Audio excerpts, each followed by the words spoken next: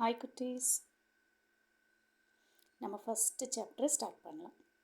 So கிராமரில் இவ்வளோ topics இருக்கே, sentences, nouns, pronounce, adjectives, இப்படி எல்லாம் கன்ஃபியூஷன்ஸே வேண்டாம். சாப்டர் வைஸ் ஃபர்ஸ்ட்லேருந்து ஈச் டாபிக் வைஸ் நம்ம போவோம். உங்களுக்கு ஈஸியாக புரிகிற மாதிரி சொல்லலாம். ஓகேவா?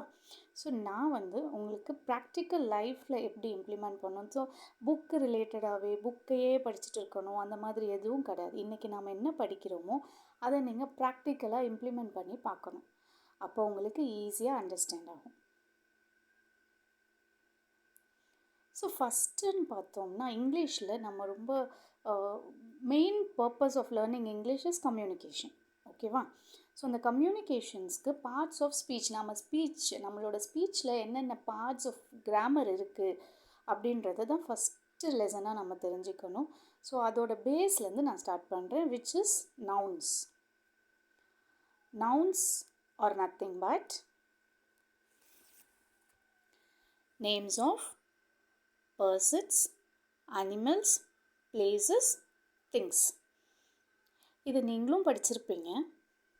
பட் நம்ம பேஸ்லேருந்து ஸ்டார்ட் பண்ணுறதுனால ஒரு டைம் ரெஃப்ரெஷ் பண்ணுற மாதிரி இருக்கட்டும். Okay, I will explain both in English and Tamil for your better understanding. So எனக்கு இங்கே தெரிஞ்ச name of a person Sarvesh, name of animal dogs, name of place Chennai, things books.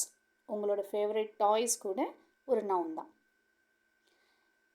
நீங்கள் உங்களுக்கு தெரிஞ்ச நேம், அனிமல், பிளேஸ், திங்ஸ் எழுதி ட்ரை பண்ணி பாருங்கள்.